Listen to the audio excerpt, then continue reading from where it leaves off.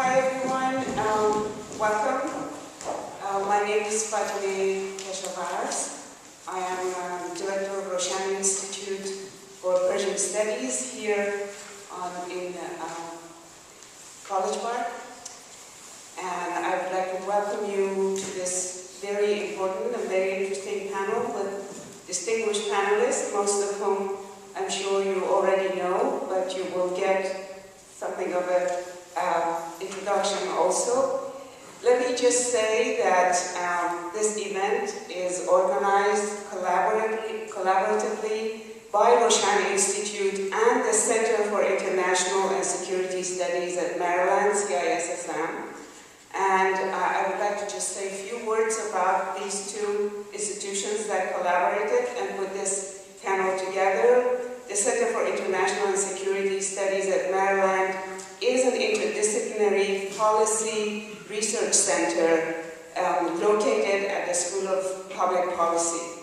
CISSM research focuses on developing cooperative strategies to address the emerging implications of globalization.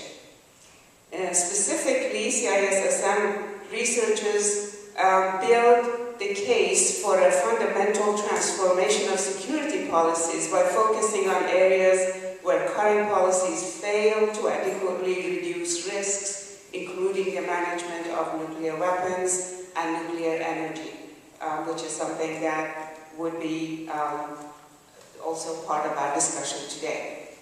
Now, the Roshani Institute at the University of Maryland aspires to be the premier center in the United States for learning, understanding, and appreciation of Persian culture. Toward this end, Roshani Institute seeks to provide outstanding course offerings and programs in Persian language, literature, history, and culture. To foster communication and community ties among people of Persian heritage and those interested in learning about Persian cultural heritage, and to serve as a model for academic excellence and intercultural communication among people. Now, starting spring 2013, Roshani Institute has been offering fellowships for academic excellence to graduate students whose research sheds light on Persian history, literature, culture, and society. And that's, I hope, particularly of interest to students who here are studying Persian.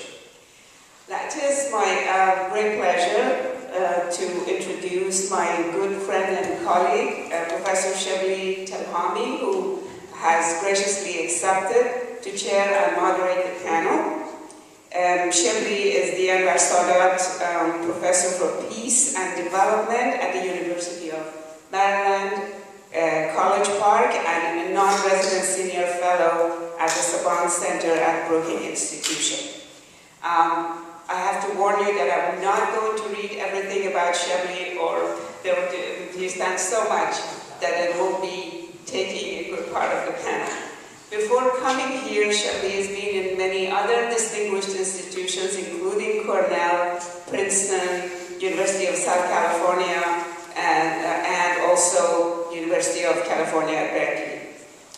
Professor Telhami has been active in the foreign policy arena. He has served as advisor to the U.S. mission to the UN, and he has written regularly for Washington Post, New York Times, Los Angeles Times, and his books have been award-winning and getting a lot of attention, including The Stake, America and the Middle East.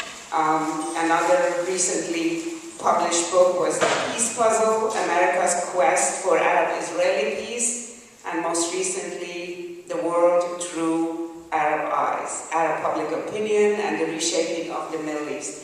I have to tell you that Professor Telhami was given the Distinguished International Service Award by the University of Maryland in 2002 and the Excellence in Public Service Award by the University System of Maryland Board of Regents in 2006. Thank you very much, Shebly, for accepting to chair and moderate the panel. I'm going to hand this mic to you, and we continue. Thank you.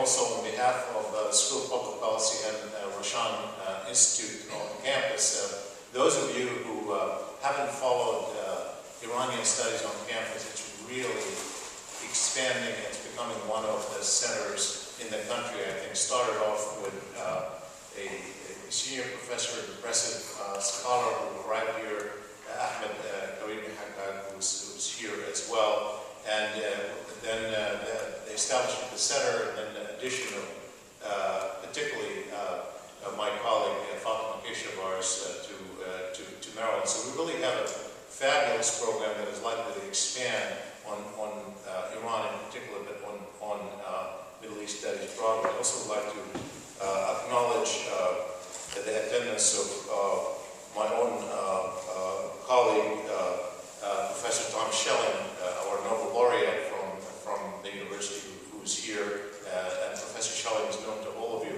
with his scholarly contributions, but actually he also has some interest in Iran and visited Iran and has his own thoughts on this issue.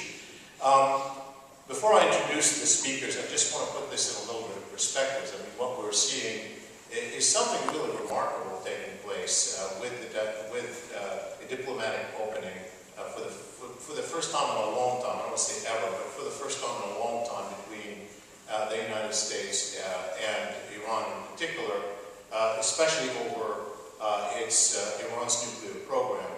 And it all seemingly started with a surprising Iranian election that led to the election of a new president that I think no one expected. I think most experts were surprised when it happened. A president who was conciliatory, who set a different tone, was really quite a contrast from the previous president. And Hassan Rouhani has certainly, some people call it the charm campaign, but there's no question that he has set a different tone and has taken different steps, and that has been responded to by President Obama with seeing a real opening for negotiated settlement. So obviously, we're in the middle of something different that is likely to have a dramatic impact on the relationship, no matter what happens, because if it succeeds, then it transforms the relationship. If it fails, then you know that who's lurking in the wings for those people who want to see a military outcome of the confrontation with Iran. So either way, it's going to be hugely consequential, and there's been everybody's operating under the assumption that there's only limited time. President Rouhani himself has said he would like to see an agreement within 3 months. And so one of the questions that I'm going to raise has to do with the timetable, what's driving it, and what's likely to happen. In the meanwhile, it hasn't stopped critics of diplomacy from putting a lot of pressure on the administration. Certainly, some within, and we know Congress is contemplating even more sanctions on Iran in the middle of these diplomatic efforts. The administration is trying to encourage them not to do so. The Israelis, certainly the Prime Minister of Israel, has been saying that this is not a real opportunity and asking the administration to put pressure. Yesterday, in a remarkable response to Mr. Netanyahu's statements, Secretary Kerry, in essence, rejecting him, saying we will not accept pressure on the Iranian issue. So it's a very changing environment in the U.S. in the relationship between the two. Progress has been made, but so many questions remain to be answered, both in terms of the American calculations and the space that's available to President Obama. Certainly, the context in Iran and what President Rouhani is up against, and also putting this Iranian issue in a broader global context, particularly the proliferation regime or non-proliferation regime across the globe. So we have 3 distinguished panelists to address these issues. Let me start by introducing them briefly, and then I'm going to ask them specific questions.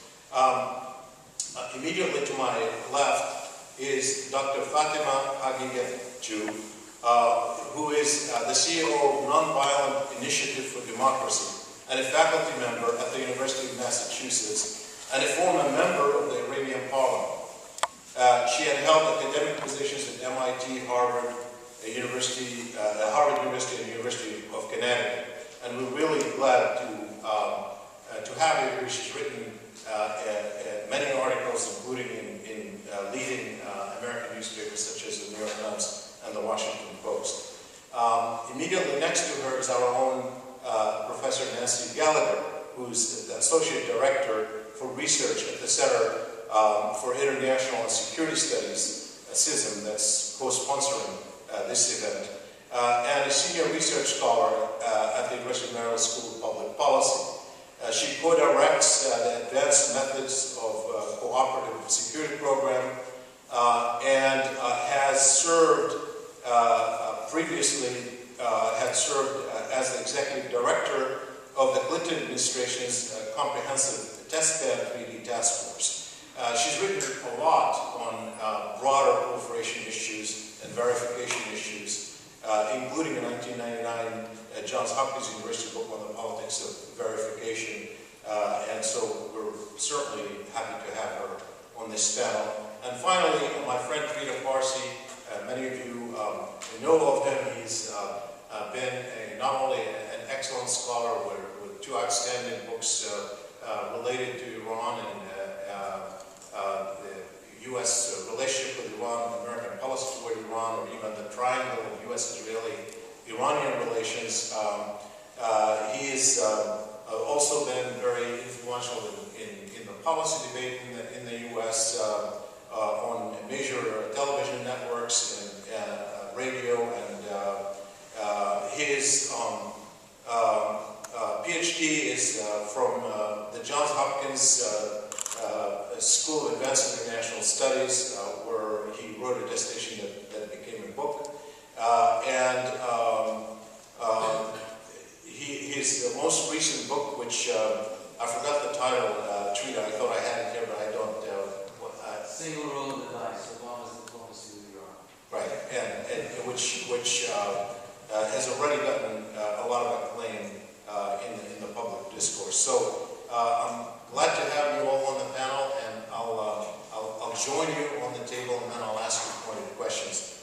Let me start with Fatima. Welcome, first of all.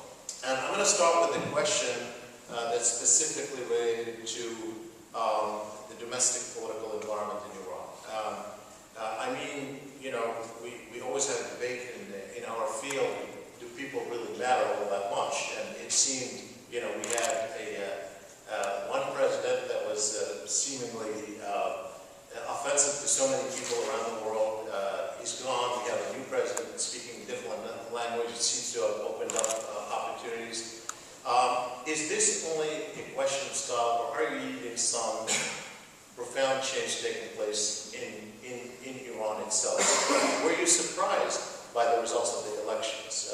Certainly our observers in the West were almost universally surprised by the election of Rouhani. So what do you think is driving, what's the driving force behind his election? And related to that, obviously, is do you believe that he actually has an opportunity to negotiate on this nuclear issue beyond what other former presidents have been able to do? Thank you very much for inviting me. I appreciate Dr. Keshavarz and also other institutes that sponsor the program. To answer your question lays on a larger question that usually we see in the United States, that who rules Iran? That is why sometimes it's surprising. This president say that, the others say this.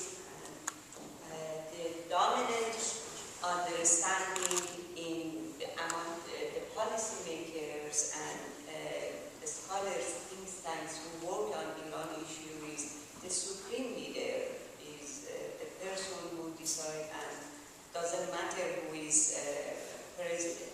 And this as to President of Iran, President Khatami as well, shows that maybe we have to put little bit question mark on the main understanding that no, this is the supreme leader who is the ultimate decision maker. In terms of, excuse me, in terms of President Rouhani, I think President Rouhani has the opportunity to tackle so many domestic and international problems, including to reach to a win-win deal with the 5+1 on the nuclear issue, and I can see the time that this will be peacefully settled down. In terms of forces behind President Rouhani, of course, as election was a surprise in the West, it was a surprise inside the country, and I believe even within the authorities of the country, I believe even, let's say, a month before the election, Supreme Leader wouldn't think that President Rouhani will be next president of Iran. Not only him, so many of us wouldn't think that would happen. And because of the issues he raised correctly, he could gain the vote on bringing for better economy inside the country, to reduce tension between Iran and the West and other issues. Rouhani has the opportunity for several reasons, and I think Rouhani has the power to solve the nuclear issue and beyond. We know that the West has other regional issues like the nuclear issue as well.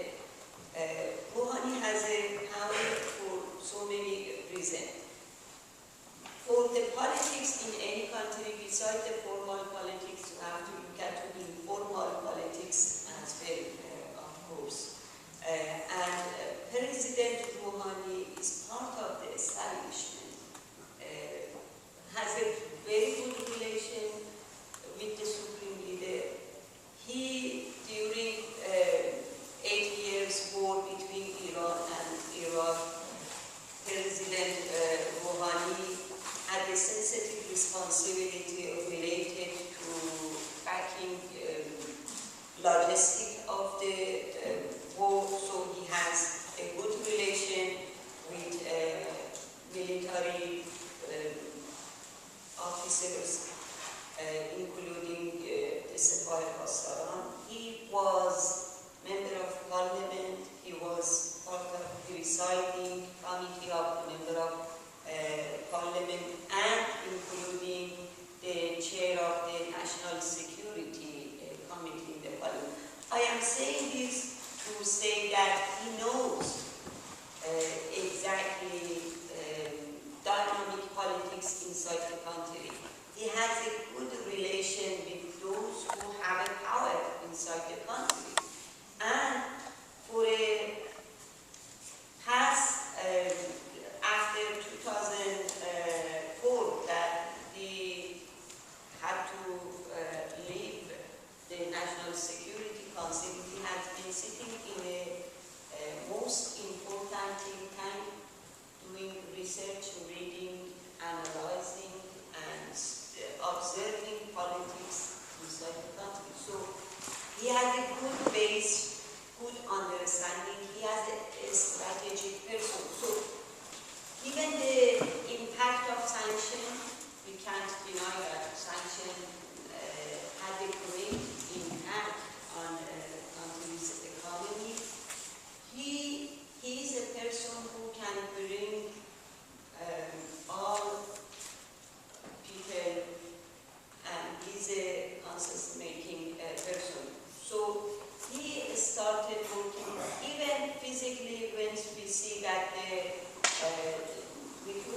dossiers transferred from the National Security Council under this authority, under the foreign affairs ministers. This has a meaning.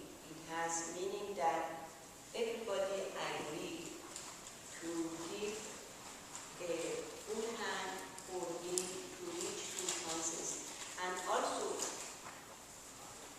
all of them inside the country agreed on the perimeters of the end game. So they know that the Supreme Leader agreed, the head of other branches of government agreed, the Revolutionary Guard agreed that, okay, we need to settle down this. And I am hopeful. I know so many details, I don't want to answer everything on your first question. I will start here. No, I actually intended the first question to be a broad question, but I want to push you on one issue, which let's put aside for a moment the Supreme Leader. Let's just think only about the economy.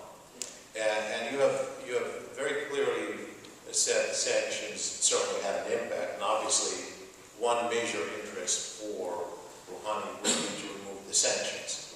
And the poll results that I have seen about the elections in Tehran suggest that the economy was one of the biggest issues driving the vote toward the end. Does that, though, given, I mean, it's clear that he has an interest in improving the economy and therefore removing the sanctions. Does that, in your understanding of public opinion and also of the system in Iran itself, do you believe that that gives him some authority to make concessions on the nuclear issue? Or do people somehow separate the two? Because I've seen polls also that suggest that the Iranian people, while they definitely want the economy to improve, they seem to have a disconnect from the nuclear issue, that they seem they have the right to peaceful enrichment, therefore they don't seem to link the two issues well. How do you see it?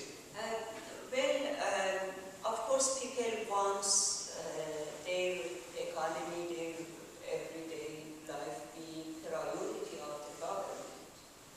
And to let you know that even among the authorities there are three, if I categorize it, there are three general attitudes about the prospect of the country. One is economic development, second is political reform, and the third is combination of political and economic reform together. That major democratic forces in the country, they lean to the third, of course, attitude. To combine this with the nuclear issue, we have to understand that since 2003, that this become a public issue, the regime in Tehran has succeeded to unify people over right to enrichment.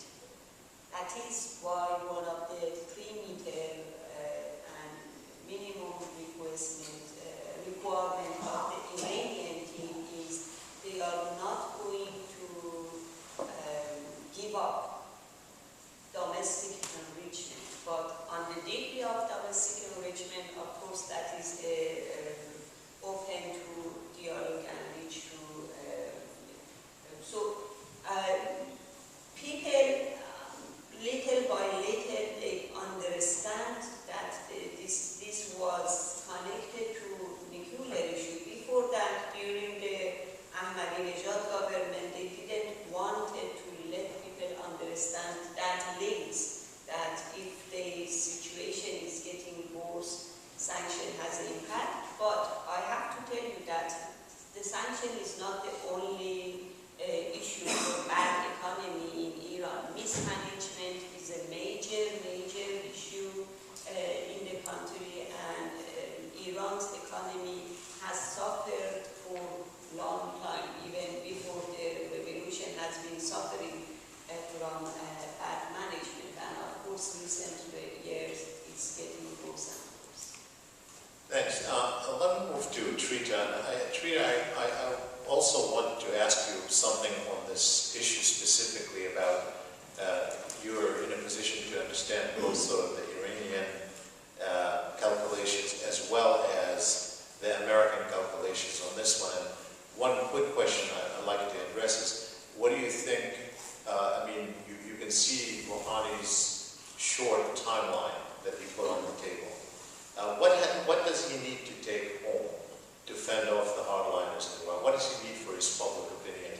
I want you to address that, but let me ask you a broader question, and I'll give you then the microphone for a longer period that has to do more with the American seat. We know that the president has had many critics on this issue, and yet there was one statement made yesterday by a former speaker, a spokesman of the Bush administration, who said that the only thing that in Congress that is stronger than the love for Israel is the fear of another war in the Middle East. And so it's kind of an interesting formulation of sort of the mindset. While you do have hardliners, we've seen on the Syria issue how reluctant Congress is to do anything related to military, because that's where the public is.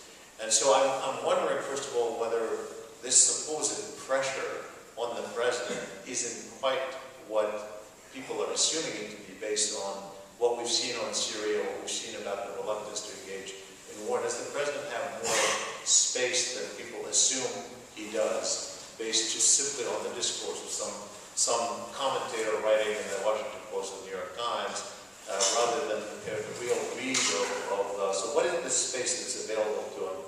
And connected to that, given that you do talk to them and you consult with them, what do you think, how do you think they see it? And do they think that they have a timeline of their own separate from the one that's driving Rouhani's own calculations?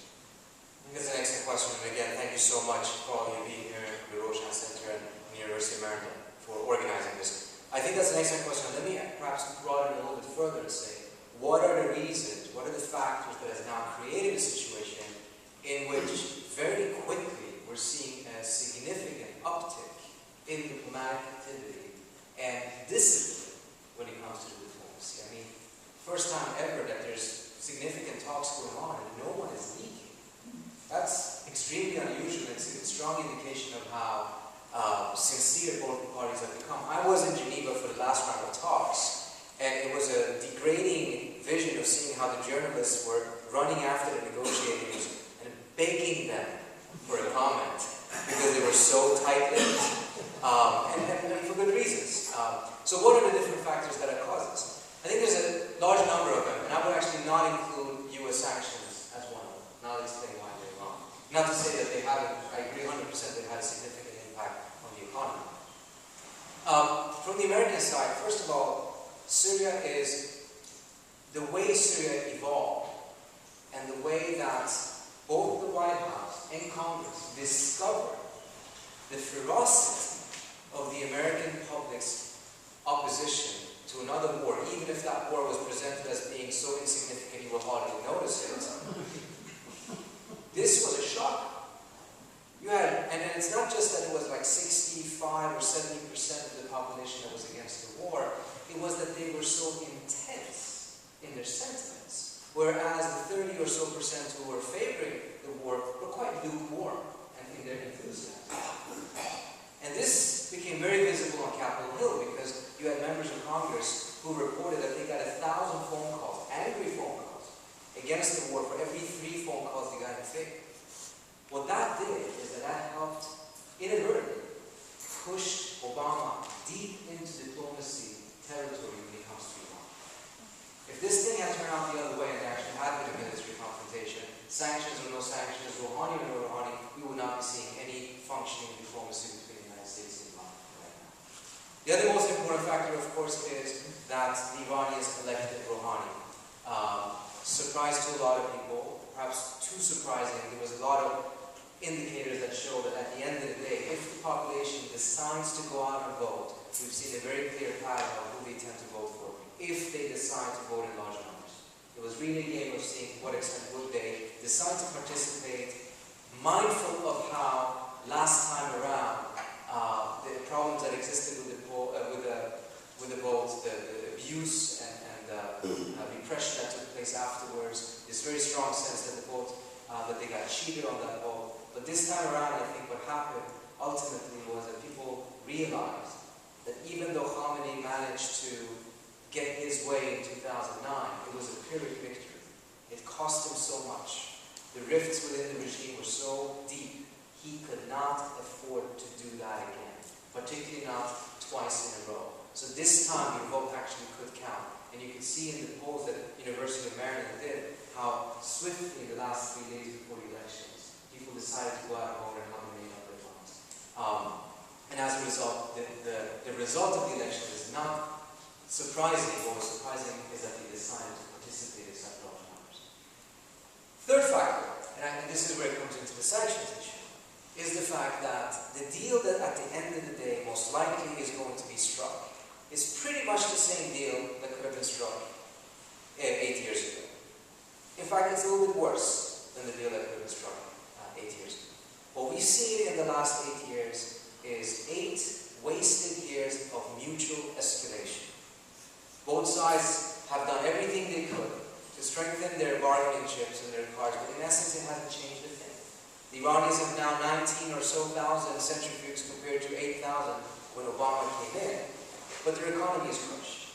The United States has managed to put very, very severe sanctions on the Iranians, but the bottom line of the Iranians has not changed. At the end of the day, you're going to see a deal in which Iran retains enrichment below 5%, with limitations, inspections regimes such as the additional protocol, which the Iranians have implemented and agreed to in the past as well. All of these 8 last years, the only thing it has achieved is that both sides have exhausted the pipe dream of thinking that they could impose on the other a fait accompli. Neither the Iranians can force the United States to accept an unfettered Iranian nuclear program, nor can the United States force the Iranians to accept that they're not going to have enrichment on their own soil. That's all that has happened. To credit sanctions for some of these changes is to actually miss the larger trend of what has happened, which is that both sides overplayed their hands, miscalculated, and they're ending up exactly where they started. You want to credit that to sanctions, as some in Washington like to do, that's fine, but it only shows our tunnel vision in that case. So all of these factors together have now created a situation. Now let me add one more. And that is that if you're sitting in the president's shoe right now, you know very well, at the end of the day, Iran is going to be a large part of your legacy. If nothing is done, if we're just on the same path as we were up until a couple of weeks ago, it would be a very negative impact on his legacy. Because at the end of the day, the Iranian nuclear capabilities have expanded significantly in these last 8 years. And those numbers are undeniable, and that will be part of the story would be that when Obama came in, they had 800 kilos of LEU, now they have 10,000. If he, however, does something on this, and he actually can fix it, he can get a good deal, then that can also become his biggest foreign policy triumph in the Middle East. And paradoxically, Iran, which was probably the toughest issue 6 months ago, is the most promising issue in the Middle East right now. Compared to Egypt, compared to Syria, compared to Israel-Palestine, compared to Iraq and Afghanistan, Iran actually has a promise of success, which is paradoxical, mindful of how negative the situation was just a couple of months ago. All of these factors have now created a scenario in which both sides understand their plan A, their joint plan A of getting a deal is far superior for both of them compared to their plan Bs. If the United States does not manage to get a deal, or if the Iranians are problematic, whatever it happens, the Iranians have positioned themselves perfectly to shift the blame to the US, just as Obama positioned himself perfectly in 2009 to make the Iranians, to a large extent correctly, come across as the problematic party. Because Rouhani is sending out Rosh Hashanah tweets, the diplomacy is so much more sophisticated than it was before, while at the same time, Congress has gone completely bananas. If you have a situation in which you have not only a shutdown, but almost a default, and you have Congress talking about new sanctions in the middle of the talk, rest assured it's going to be not too difficult for the Iranians to say that they were unprecedentedly flexible, but it didn't work because Congress was not pushing it. What will that do? It will mean that the Iranians will have a reasonable chance of being able to break apart the sanctions regime. Not all countries, but perhaps 20% of the countries that are currently imposing sanctions are going to drift off because they're paying a high economic price, which they accepted to do because they thought Iran was at fault. But if this time around it doesn't work out and the blame is put on Congress, they're not going to continue to commit slow economic harakiri and let themselves be ruled by the decision makers and the brilliant minds of those in Congress. What does that do for the United States? Well, you're going to have Obama 6 months from now, 12 months from now, on the one hand having a crumbling sanctions regime, while on the other hand, from his right flank, he's going to get increased pressure to take military action. And to have that take place during your last 2 years of president is not going to be particularly pretty sad. So both sides now truly need this, and that's why you're seeing this convergence of interest towards this. Well, let me ask you a question, just to push you on one question, which you discounted the importance of sanctions. And yet, I think it's very clear that whether or not there is a central reason for the bad economy, there are a reason for the bad economy. That's the one reason why the public elected Rouhani on the promise that he would deliver economically. And so it seems to me, strange if they issue sanctions to play a significant role in the way, particularly the timing of Rouhani's demands. And second, if in fact sanctions aren't such a central element in the conversation, then that would suggest that the administration shouldn't be under too much pressure right now to relieve sanctions, since as long as they can agree on everything else, they can. Iran may be prepared to live with some sanctions down the road for testing, as some people are suggesting. So I see a little bit of a disconnect. I think those are good questions. Let me clarify that further. The point I'm trying to make is that at the end of the day, with this potentially additional leverage that the U.S. can claim that it has because of the sanctions, and clearly the Iranians want the sanctions lifted, what are you getting? You're getting what you could have gotten 8 years ago. If you had a scenario and you could say because of the sanctions, the Iranians are going to give things that they never agreed to give, that they were never contemplating to give it, then yes, I would concede to you that sanctions have played a critical role in changing the equation. But it hasn't. The parameters of the deal is the same as it was 8 years ago. In fact, the reason why the Iranians are very flexible now is because in the initial conversations, as Fatima also pointed out, the U.S. has accepted the Iranian bottom line, which is there is going to be a ritual on Iranian soil at the end of this process. In the private conversations, that has become clear. It's going to become more clear in the public conversations in the next coming weeks as well. The flip side of this would be for the Iranians to say that their nuclear escalation of building 19,000 centrifuges has been a brilliant strategy because finally the United States is agreeing to a deal with Iran.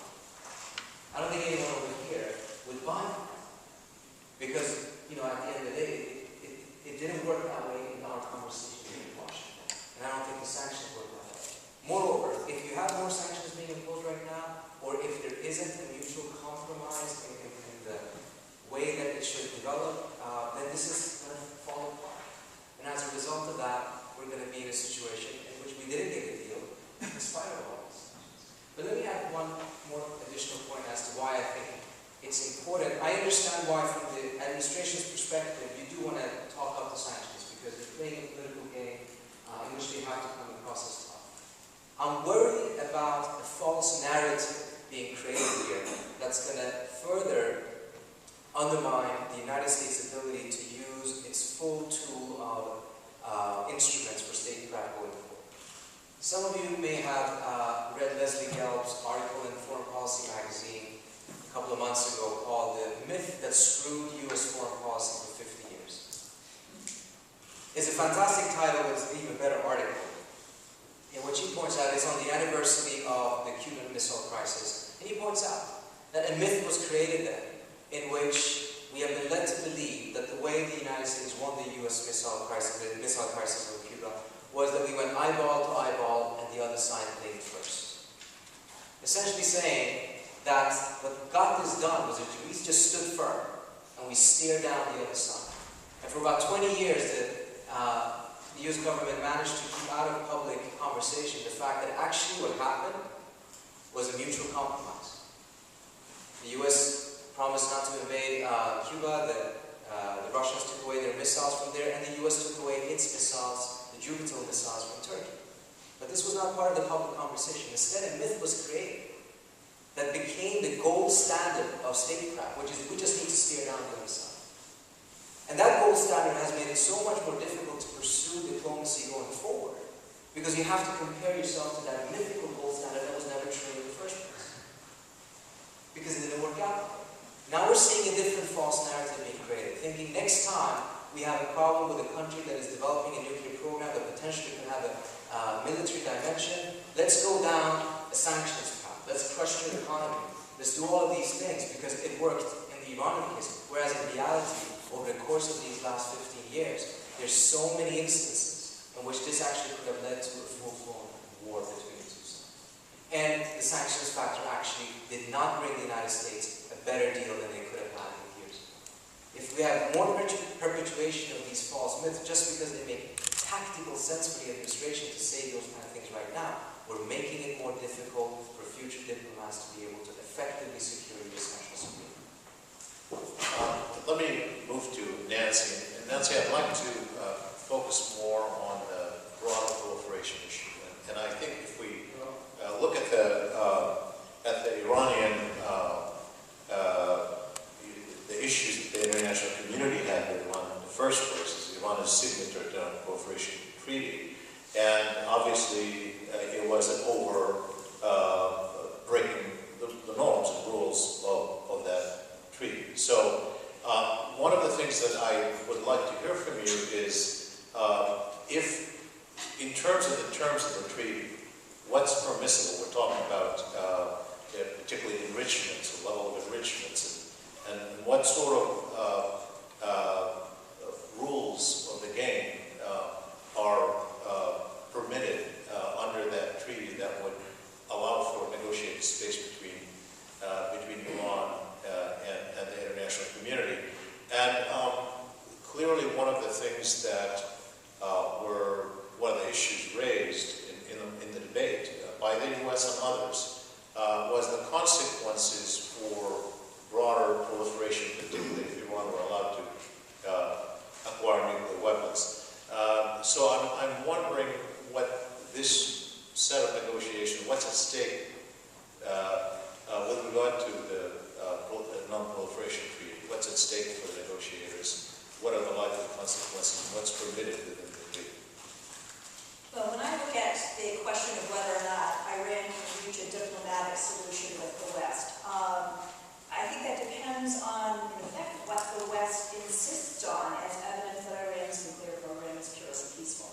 And there are two different ways of answering that question.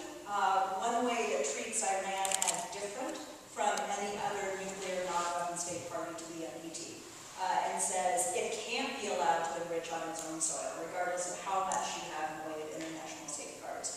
The other version solves it within the framework of the NPT, and says, yes, once Iran is seen as fully compliant with the treaty's terms, it can have the right to enrich so long as it's under safeguards. And that's basically the version that President Rouhani is talking about. And I completely agree with Trita when he says that the Iranian public and the Iranian leadership are willing to try to work out a deal that solves the problem within the context of the NPT.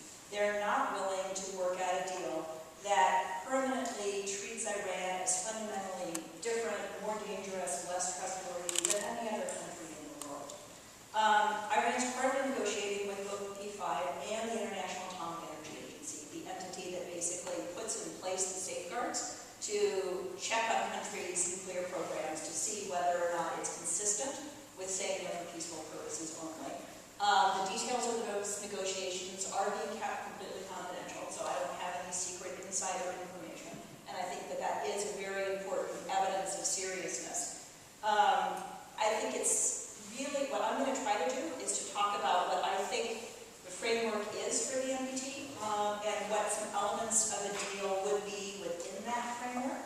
it's very important to remember that the Obama administration has not publicly yet said that it's willing to resolve the issue on those terms. The President said at the UN General Assembly recently that once Iran is fully satisfied the international community's concerns, it could regain the right to enjoy the peaceful benefits, or the benefits of peaceful nuclear energy. But that, in fact, implies perhaps that Iran would still have to get uranium from somebody else, as opposed to being able to enrich it on its own soil. And there are, significant factions, both within Congress and in a number of other countries, that haven't yet accepted the idea that a deal that treats Iran as comparable to other non-nuclear weapon states parties to the NP is better than no deal at all. So let me give people a little bit of background information on the non-proliferation regime, and particularly why it is that enrichment is so central to this issue. Enrichment is basically increasing the concentration of fissile uranium isotopes to non-fissile isotopes. If you enrich up to about 5%, right, that's for nuclear power purposes. You can enrich up to about 20% for purposes of civilian nuclear research reactors. If you want to make nuclear weapons, you're talking about enriching all the way up to about 90%. So the same technology can be used to enrich for any of these different purposes. The NPT allows you to enrich for power reactors, for research reactors, not for weapons purposes. Iran currently has reactors operating at 2 sites, an above-ground location at Natanz and an underground site at Fordo. The IAEA's best estimate of Iranian uranium production is that it has about 10,000 kilograms of low-enriched 3.5% LEU. But of that, it is further enriched about 3,000 kilograms up to that 19.5% level. And it's taken about half of that, what I would call medium enriched, although it's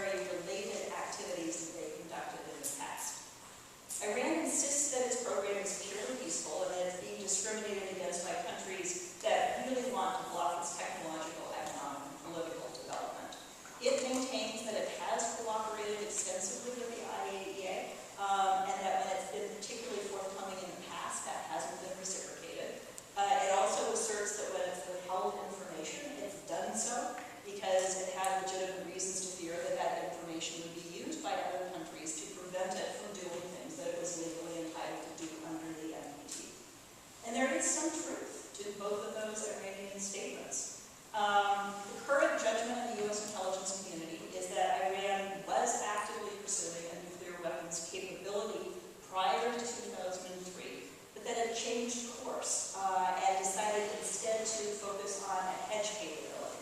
And by that we mean basically having all the capabilities that you would need, either for a peaceful or a weapons-related program, but not actually taking the steps to weaponize your fissile material. And having a hedge capability, as long as you're enriching, but it's not all the way up to 90%, you're not actively fabricating it into a weapon, you're not trying to figure out how to put that weapon on a delivery vehicle, that is illegal under the NPT. Right? Japan is assumed to have had a hedge capability for a long time, and the United States has been okay with that, as long as Japan remains under full compliance with its IAEA safeguards, and there's no evidence that Japan is trying to weaponize. So the question, I think, for negotiators is whether it's possible to work out a sequence of steps to get from where we currently are today, which is a very dangerous standoff, to a situation in which Iran could be treated as no different from Japan, right, or any other non-nuclear weapon state party to the NPT. When I look at what some possible elements of that deal are, I'd say the main thing that President Rouhani has actually done so far is to change tone. I completely agree with Rita that he hasn't actually changed the substance of what Iran says it's willing to agree to, but he has changed his tone, both in talking about the nuclear issue and in relations with other countries, and that's a very important first step. When Iran talks about what the next step would be, it is absolutely insistent that the West needs to acknowledge that it has a right to enrich. And so far the West has not been willing to do that publicly. But in this case, even though it makes me extremely unpopular with the rest of the non-proliferation community, I would say that Iran has international law on its side. If you actually go and read the details of the non-proliferation treaty, it says that the treaty does not take away any nuclear rights that countries already had before they signed the treaty. And when it comes to the language is a little ambiguous. Okay, what exactly are those nuclear rights? But in U.S. law, when there's an ambiguity in the treaty, what you do, one thing you do is you look at what the negotiator said during testimony to the Senate when he was trying to explain what the United States would be signing up to if it ratifies the treaty. And the NPT negotiator very clearly said that the right to enrich falls under the category of those inalienable nuclear rights that exist independent of the NPT. So I think that it's important for the West to, in effect, say that if Iran can address the international concerns, it would have the same nuclear rights as any other non-nuclear weapon state party to the NPT. The Obama administration doesn't want to say that publicly up front because they know that there would be a lot of political blowback from doing it. But I think the benefits of giving the negotiations the best possible chance to succeed outweigh short-term political risks. Now, lots of proliferation experts have proposed various tests, in effect, of what they think the United States has to get a good deal, to get a deal that's better than nothing. In particular, they want Iran to agree to close the Fordo site and only to enrich above ground at a location that's much more vulnerable to military attack. They want Iran to not to enrich over 3.5 and to ship out of the country all of the 19.5% LEU that it has that's not currently being used in the research reactor. And they want limits on the number and type of centrifuges at Natanz and the amount of low-enriched uranium that Iran can stockpile to keep it commensurate with Iran's current nuclear power needs, which are very low. Iran is highly unlikely to legally and indefinitely commit to any of these maximalist demands because, again, it doesn't want to say that they're fundamentally different from other non-nuclear weapon states parties to the NPT. But I think they might be willing to undertake some voluntary confidence-building measures. In particular, things that would basically split the difference. Okay?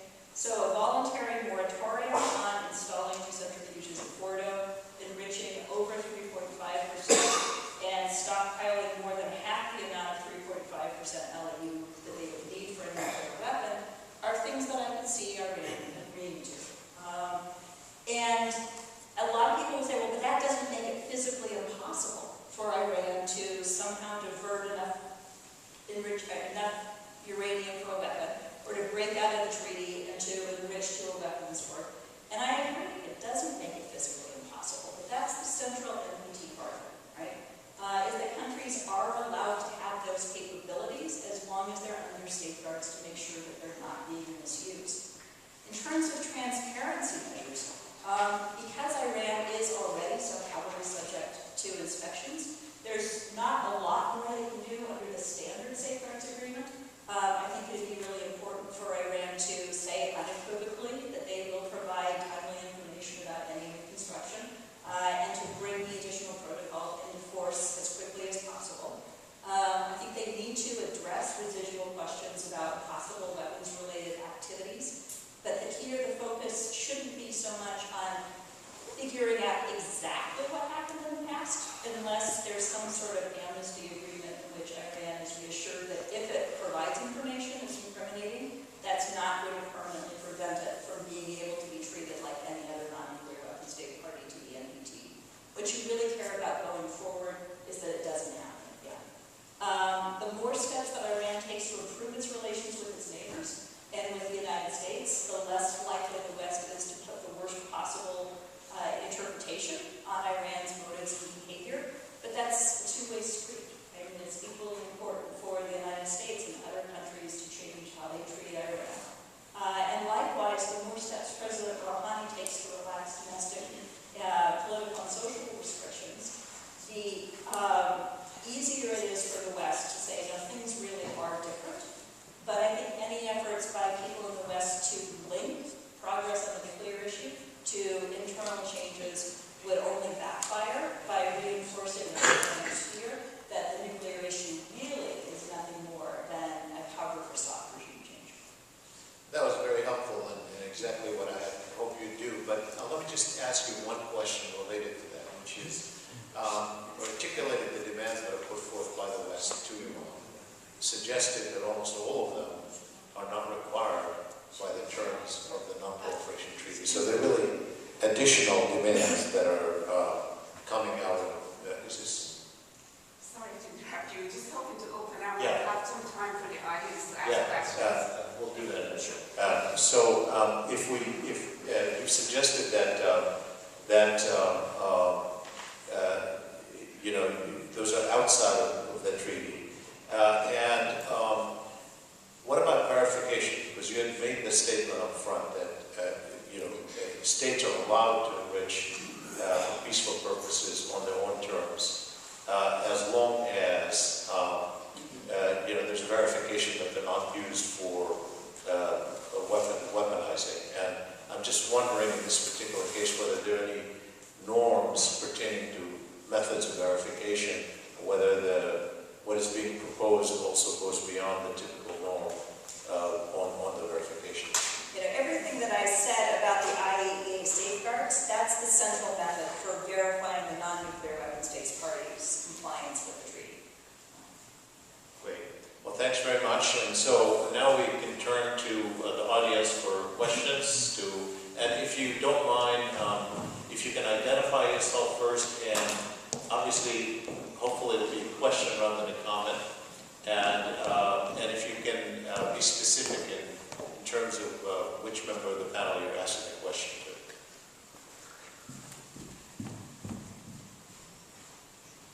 Thank you very much. My name is Farid Parsa. I am a business scholar at the Department for Women Studies. My question is regarding human rights. I want to your comments on whether this U.S.-Iran negotiation can also bring the issue of human rights, and what is the effect? Thank you.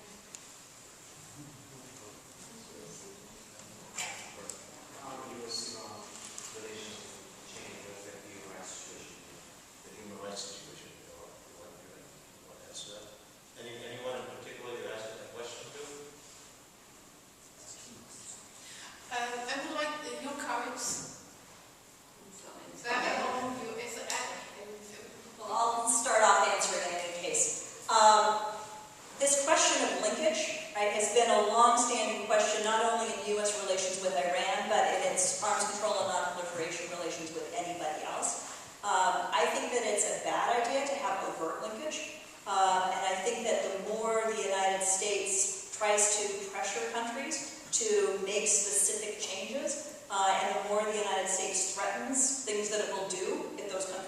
welcoming those specific changes, it traditionally backfires. Right? It makes it harder for the changes to occur. It makes it easier for repressive regimes to justify repressing their own population. So that's why I kind of preferred the formulation of saying, if Iran chooses for its own reasons to, increase democratization, have greater respect for human rights, I think that it would have a very, very positive effect, not only on the negotiations, but on the broader question of U.S.-Iranian relations. But I don't think the United States should be insisting on anything particular specific. And I think if it tries to, that it will actually be counterproductive, both on the nuclear issue and on the human rights issue. Could I just add one quick thing on that? Whether linkage or not, I think it is very helpful and important to make sure that as the U.S.-Iran dialogue strengthens, that the agenda also gets broadened and that it includes human rights on there. Top senior leadership inside the country, but radicals try to sabotage the deal in somehow, and it's easy. They can do something in another country, blow up something in another country, even through proxy, and then see the impacts on actually on the deal and negotiation. So it is very important the Congress understands this complexity inside Iran and address. For this same issue, we believe that it is important Iranian parliament and the Congress has a relation, like established a friendship group between Iran parliaments and United States Congress. We have started baby step to do that for two main reasons. One reason is even in terms of safeguard. Iran, part of that safeguard and inspection, Iran has to ratify additional protocol. And for that means Iran's parliament has to do that. Some of these radicals are inside the parliament. They have to see positive things. Sometimes there was an important phrase from the current Speaker of Parliament during the time that negotiation in 2003-2005 had started under President Rouhani. He said, "We are giving out gold in return of a candy." That is a real myth inside the country. And now they think, wow, this talk is supposed to be not leaking, as both of you mentioned, and they have a concern, what we are going to lose. So sort of having a relation between both parliaments can connect these two pieces of legislation on the talk. And also that may success on nuclear issue can transfer to success on other issue, in regional issue, on normalization relation, because would build trust among the leadership inside the country. If I may also, Mac, on the normalization issue, I think there's a regional context, obviously, and we see the linkage. It's interesting that when you look at the president's speech at the UN recently, he said, for the remainder of my administration, I'm focused on the Iran issue and the Arab-Israel issue. And I think there's no question a linkage of sorts in terms of success and failure, even though they pretend there isn't. I think if you look at this idea of normalization between the relations between Iran and the U.S., whether it's possible or not is another issue, but it is very threatening to some regional powers. I wrote an article earlier in the year suggesting that the issue isn't so much a nuclear issue for many of the regional powers. The Saudis certainly didn't want to see nuclear Iran, but that's the least of it for them. It was really, they're worried about Iran's influence, they're worried about political influence, conventional influence, and normalization of relations with the West, they see it as coming at their expense no matter what happens. So there is a fear in Saudi Arabia. The Israelis obviously worry about it in similar ways that go beyond just the nuclear issue. They worry about Iranian support for Hezbollah, in particular Hamas, their role vis-a-vis the Arab-Israeli issue. So I think that idea of normalization is inevitably going to be threatening to allies of the U.S. in the region, and they're going to have to figure out how to manage it because it just can't be dealt with separately.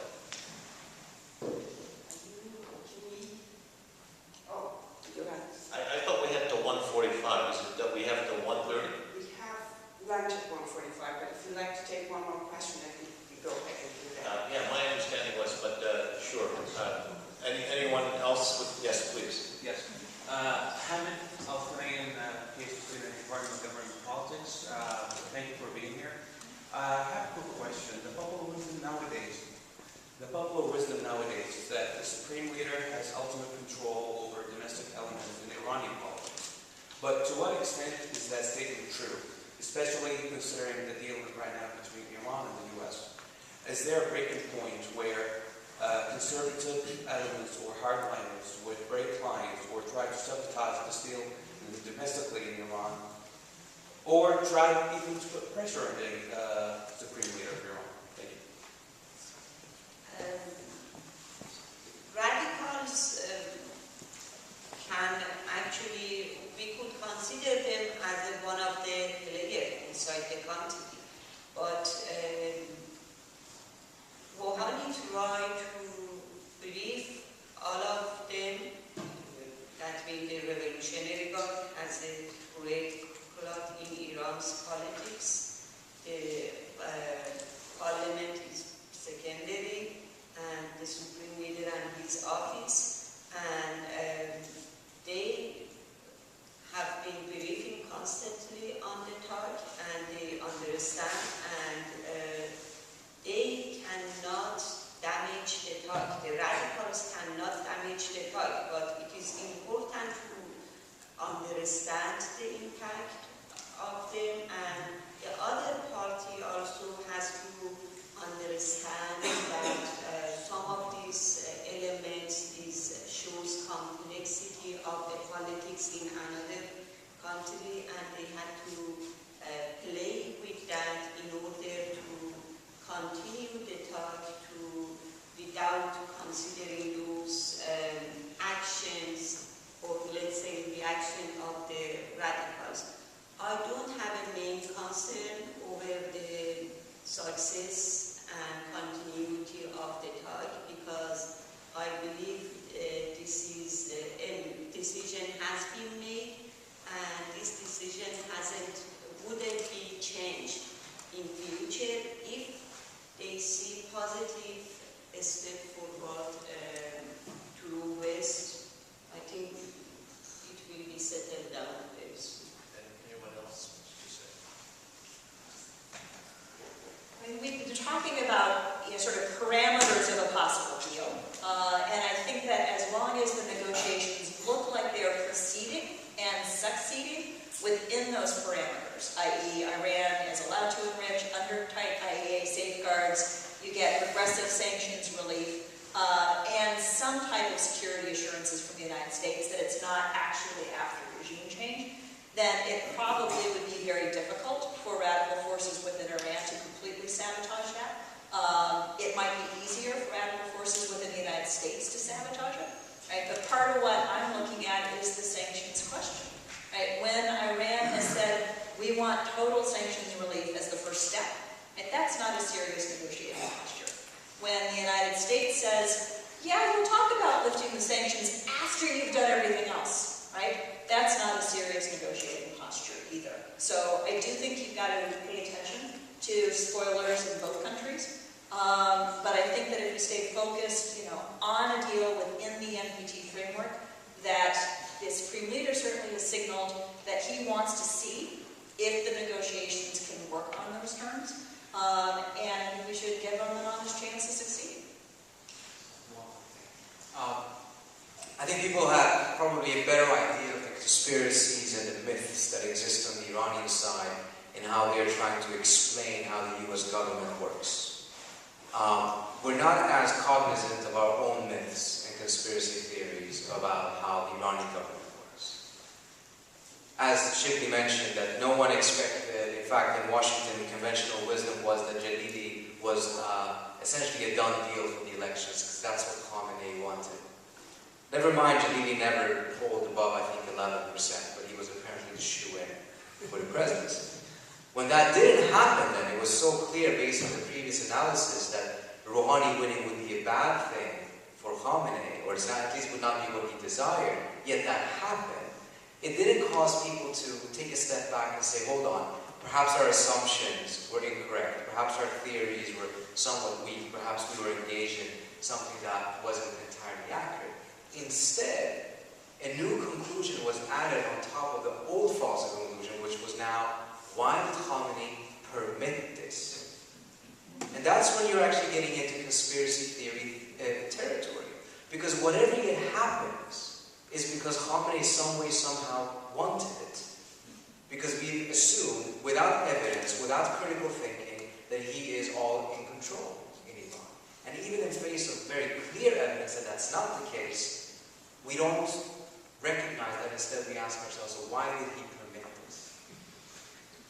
Well, thanks very much. Nice engagement.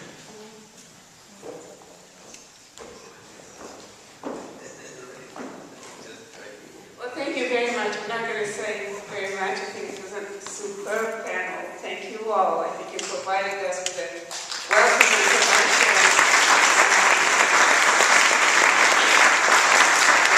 I hope that we will revisit these important topics again. And I would like to take this opportunity to thank Jonas Siegel, who's standing at the back, from the Center for International Security Studies, and also Naz Behram-Mand, I don't know if she's in the room, from Roshan Institute. Thank you both very much for helping us arrange the panel, and thank you. See you